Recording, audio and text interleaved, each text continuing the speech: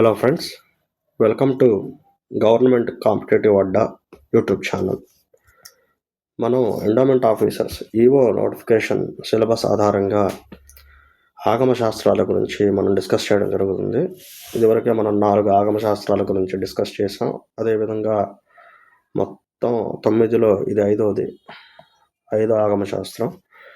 5వ ఆగమ శాస్త్రం ఏంటంటే ఆదిశైవం గురించి మనం డిస్కస్ చేయడం జరుగుతుంది. అసలు ఆదిశైవం అంటే ఏంటి? శైవం శివం ఇవన్నీ కూడా శివుడికి సంబంధించినవి అన్నమాట. మనకి శివుడికి సంబంధించిన పూజా విధానాలు ఎప్పుడు బయటపడ్డాయంటే వేద సంస్కృతి కన్నా పూర్వకాలానిదిగా, అంటే వేద సంస్కృతి వేదిక లిటరేచర్ అప్పుడు క్రీస్తు శకం పూర్వం 1000 నుంచి 1500 నుంచి ఇది మలివేద కాలం, తొలివేద కాలం, మలివేద కాలం ఉంటుంది.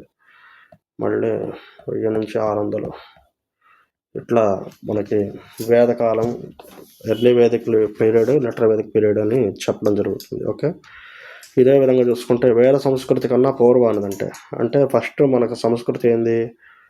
ప్రపంచంలోనే మొట్టమొదటి సంస్కృతి అంటే మెసపోటోమియా నాగరికత. ఓకే, భారతదేశంలో మొట్టమొదటి నాగరికత అంటే ఏంటంటే ఐవీసీ, ఇండస్ వ్యాలీ సివిలైజేషన్, అంటే సింధు నాగరికత.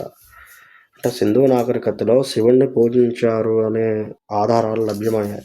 ఎక్కడంటే ఆదిశైవం ఉందని ఒక భావన ఉంది అప్పటికే.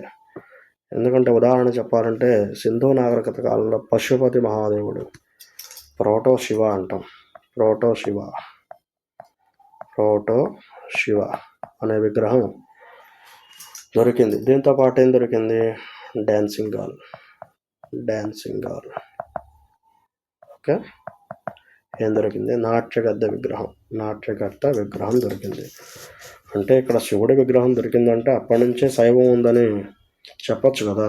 దెర్ ఈజ్ ఎవిడెన్స్ ఉంది. ఇక్కడ ఎవిడెన్స్ ఉంది కాబట్టి మనకి శైవం అనేది అప్పటి నుంచే నాగరికతలో ఉందని ఎగ్జాంపుల్గా చెప్పచ్చు మనం. ఓకే, ఆదిశైవం అనేది శివారాధనకు సంబంధించిన ఒక వర్గం. ఇది ఓన్లీ శివుడికి సంబంధించిన మాత్రమే వర్గం. ఓకే, ఈ విధంగా చూస్తే వేద నాగరికత కంటే ముందే శివారాధన ఉన్నట్లుగా మనకు స్పష్టమవుతుంది. ఓకేనా, శైవారాధనలో శివుడితో పాటు శివుని యొక్క పరివారం, ఆర్మీ, శివుని యొక్క ప్రమథ గణాలు కూడా పూజలు సరిసమానంగా అందుకోబడ్డాయి. ఓకేనా, ఈ శైవ సాంప్రదాయాల గురించి తెలిపే ఆధారం ఏంటంటే శైవాగమాలు అంటారు. ఈ శైవ సాంప్రదాయాల గురించి చెప్పేవి. ఓకే, ఇవి మొత్తం ఎన్ని ఉన్నాయంటే 28 ఉన్నాయి. మొత్తం 28 ఆగమాస్ ఇందేర్. ఓకే, ఇందులో ముఖ్యమైనవి ఇంపార్టెంట్ అయిన కామికాగమం ప్రకారం కౌశిక ఋషి లాంటి వారు నేరుగా శివుడి నుంచే జన్మించారని వీరి భావనగా కామికాగమంలో చెప్పడం జరుగుతుంది. వీరిని ఆదిశైవులుగా పరిగణించబడుతున్నారు ప్రస్తుతానికి. ఓకే, వాతులాగమం ప్రకారం ఏంది?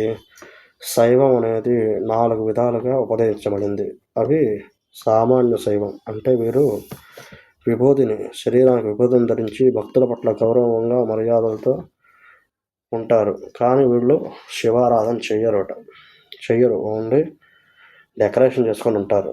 అంటే మనుషులతో మాట్లాడడం, ఇదే వాళ్ళకి శివారాధనగా భావించి మనుషులతో జాగ్రత్తగా మాట్లాడడం మరియు వారి పట్ల గౌరవంగా మర్యాదగా ప్రవర్తించడం చేస్తుంటారు సామాన్య శైవులు. ఓకే, రెండో వాళ్ళు ఎవరంటే శుద్ధ శైవులు ఎవరు? వీడు శివుడిని మాత్రమే దైవంగా భావిస్తారు. అంటే శివుడే దేవుడు, ఇంకా ఎవరైనా దేవుడు కాదు అన్న ట్రాన్స్లో ఉంటారన్నమాట వీళ్ళు. వీరిని శుద్ధ శైవంగా పేర్కొంటారు. వీరిని గురువులు ఉంటారు. వీటిని గురువులు ఎవరు? కశ్యప, కౌశిక, భరద్వాజ, అత్రి, గౌతమ ఋషులు ఆదిశైవానికి గురువులుగా భావిస్తారు వీళ్ళని. ఓకే, ఇది క్వశ్చన్ రావచ్చు, మేబీ గుర్తుంచుకోండి. ఆగమ శాస్త్రాల ప్రకారం ఆదిశైవులు 5 రకాలుగా చెప్పబడ్డారు. వీరందరూ 5 రకాలు. ఎవరెవరు? అర్చకులు, సాధకులు మరియు ఆచార్యులు, వాచకులు, అలంకృతులుగా చెప్పబడ్డారు. ఓకేనా, ఇది ఆదిశైవం గురించి కంప్లీట్ ఇన్ఫర్మేషన్ షార్ట్ చేసి మీకు ఎగ్జామ్ ఓరియంటేషన్లో మనం ఎక్స్ప్లెయిన్ చేయడం జరిగింది. Thank you friends. ఈ వీడియో మీకు నచ్చినట్టయితే సబ్స్క్రైబ్ చేయండి, ఛానల్ని లైక్ చేయండి. ఈ లైక్ చేయడం వల్ల ఎక్కువ మందికి సర్క్యులేట్ అయ్యే ఛాన్స్ ఉంది కాబట్టి లైక్ చేయండి, షేర్ చేయండి. వీలుంటే దీన్ని బాగా అండర్స్టాండ్ చేసి ఎగ్జామ్కి ప్రిపేర్ అవ్వండి. Thank you very much.